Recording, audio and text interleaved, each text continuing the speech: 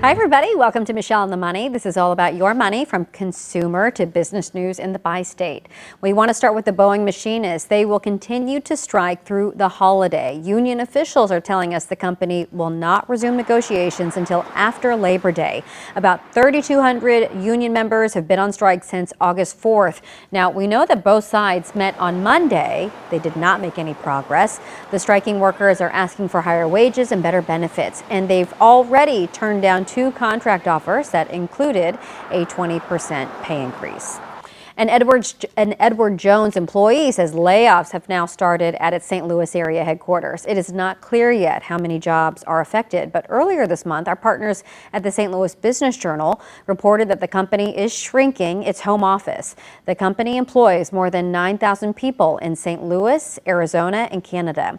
5,400 of them work at the Des Peres and Westport offices. Now, Edward Jones says the moves are part of a larger restructuring plan. An executive order signed by St. Louis Mayor Kara Spencer removes some hurdles for property owners impacted by the May tornado. It expedites building permits, allows some flexibility on approvals for historic districts, and waives special hearings on structures built before current zoning codes.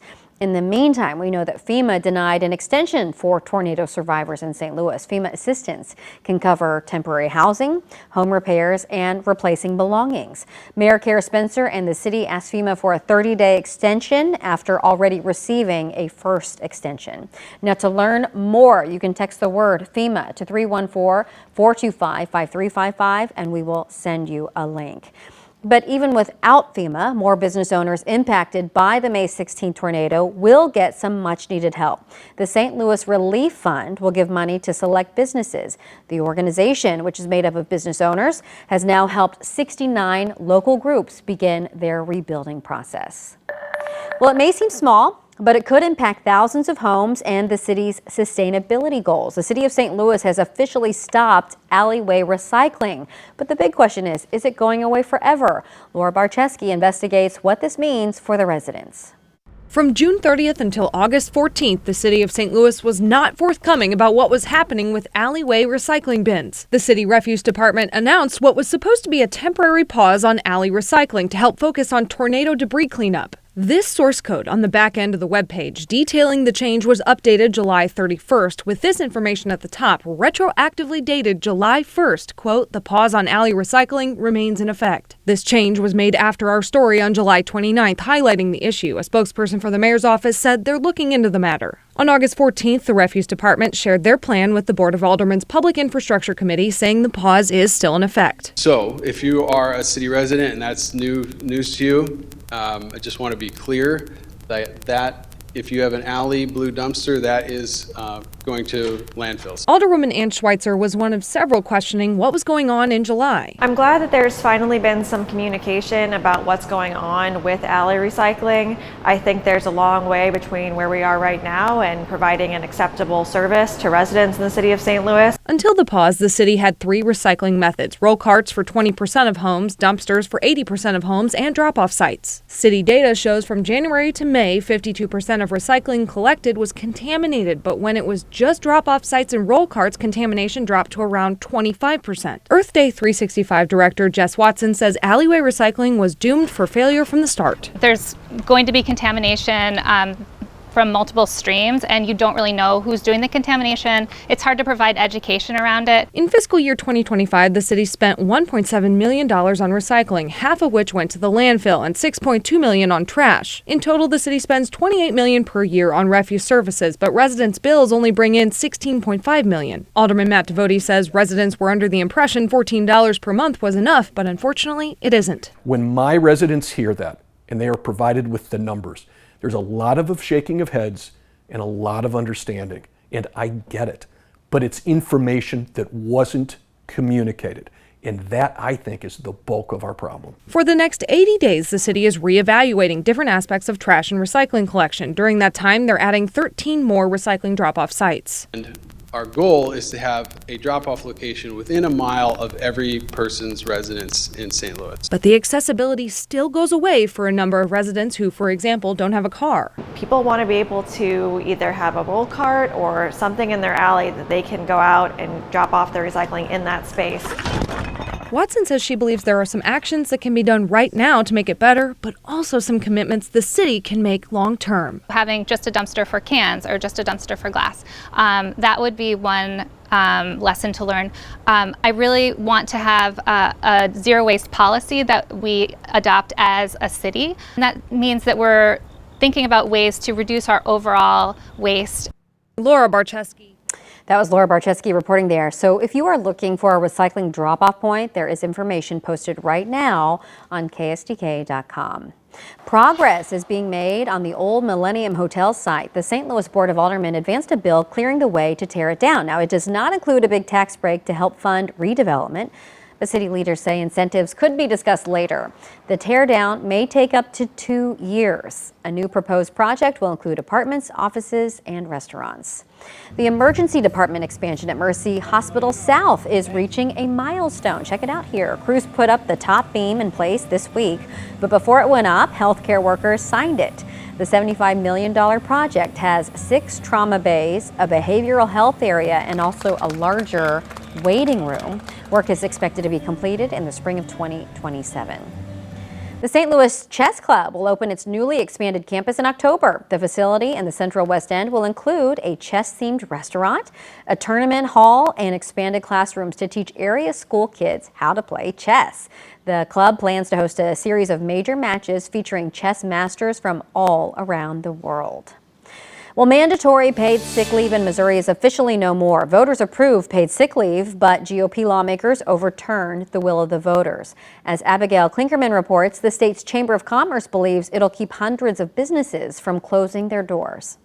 Over 300 businesses from across the state reached out to us with either a personal testimony of how this would negatively impact them. Jared Hankinson with the Missouri Chamber of Commerce says House Bill 567 was necessary to save jobs and that the mandate was a huge overstep. Whether it's a large-scale manufacturer that employs over 2,000 Missourians and pays great wages, or if it's a small business that serves as the backbone of a local community, all of these businesses were looking at potentially closing their doors. And beginning Thursday, those businesses will have the right to choose. Businesses being empowered to do what they know is right for them, what they know is right for their employees, I think is the biggest takeaway. But Kay Park with the League of Women Voters in Missouri says the benefits of mandated paid sick leave outweigh the costs for employers. The benefits are really enormous, including increased productivity, fewer workplace injuries, reduced spread of illness in the workplace, as well as less turnover. She cites a study done by the Institute for Women's Policy Research that claims it costs an employer less than 1/3 of 1% of what they pay for payroll. I think it was really more financial that the people who convinced the legislators to remove the paid sick leave was because they were afraid that it would be abused, which evidence shows that that's not been the case historically. Efforts are already underway to get mandatory paid sick leave on the November ballot in 2026, but this time the initiative seeks to attach it to the state constitution so it cannot be repealed. Well, postal service all around Europe have now announced that they are pausing a lot of packages to the U.S., and this includes DHL, based in Germany. The exemption on tariffs for low-value packages really is causing confusion all around the world. We've been talking about this loophole called de minimis exemption, which allows packages worth less than $800 to come to the U.S. duty-free. But post offices in Germany, Denmark, Sweden, Italy, France, and Austria so far have said that they are not going to ship items to the U.S. for now, and that list is growing, by the way. The cost of imported furniture may also soon rise. President Trump has announced an investigation into the imported furniture business. He says the investigation will take about 50 days. And once it's completed, he says he will impose tariffs on imported furniture. The rate is yet to be determined, but Trump says this move would bring the furniture business back to the U.S. Teachers, social workers, nurses, and other public workers could be cut off from a popular student loan cancellation program. President Trump ordered these changes back in March, saying that loan forgiveness was steering taxpayer dollars to activist groups. So this means that the Education Department may not forgive loans to nonprofits or government groups that work with immigrants or transgender youth. Critics believe this violates First Amendment rights and that groups could be punished by the government. The proposal, by the way, has yet to be finalized. Amazon is getting into the car sales business. The company is now teamed up with Hertz, and customers can browse, finance, and even purchase Hertz vehicles on Amazon Autos, then pick them up at a Hertz car sales location. The program is launched in 4 cities now, with plans to expand to all 45 Hertz car sales locations. And did you see this? The candy maker Mars quietly made an announcement that it is going to start naturally dyeing some of its most iconic candies. It comes nearly a decade after the company said it would remove all artificial colors from its products before reversing the decision after feedback. So the 4 products right now are M&M's, Skittles, Extra Gum Spearmint, and some Starburst flavors. Mars is not going as far as ditching all artificial dyes, but says that these changes will start in 2026. Well, did you see the St. Louis Cardinals have announced the team will open the 2026 season at Busch Stadium on March 26 against Tampa Bay. That is a Thursday. This is the 2nd year in a row the Cardinals open the season at home. The team will close out the regular season on the road for the 3rd straight year, and next year in Milwaukee on September 27th. And let's go Blues! Fans can start buying the team's new jerseys next week. An online pre-sale starts September 3rd at 10 a.m. Season ticket holders will give early access 1 hour before, and the Winter Classic inspired sweaters will go on sale exclusively at the team store at Enterprise Center on September 8th. The Note's first preseason game is September 20th in Dallas. And some Mizzou students are having a hard time getting tickets to football games this year. This is all thanks to a new ticket claim process, leaving students without tickets or waiting hours to get one. Students now have to pay $200 just to have the chance to even claim tickets. The digital line could then take hours, and there is just no guarantee you'll get one. Seems like year by year it just gets harder to get a ticket. I can kind of see why they would do it, to like hype up the games. But at the same time, if you pay for a student ticket or for a zoo pass, you should probably get tickets to all the games. And there are some other big rule changes at Mizzou home games this season as well to just keep in mind. All right, and finally, there is a park for kids of all abilities in West County. Queenie Park opened its Teddy and Friends playground on Sunday, and this is an inclusive park that features shaded areas, soft surfaces, swings, sensory spaces, and then just so much more. 5 on Your Side has featured this project in one of our Making a Difference reports back in April, following 9-year-old Teddy Gooch, who was born with dwarfism and couldn't use traditional playgrounds. Teddy's mom was just overwhelmed. Humbled, blessed, and excited. Since people are now realizing too that it's easy to be adaptable to everybody. So let's make this a norm.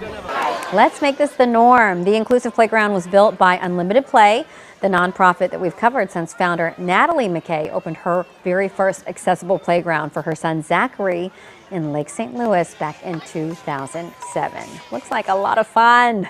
All right, that's going to do it for us. Thanks so much for watching Michelle on the Money. For more money stories like these, be sure to join me every day on Today in St. Louis starting at 5 a.m. In the meantime, we're going to see you again next weekend right here on the 5+ app.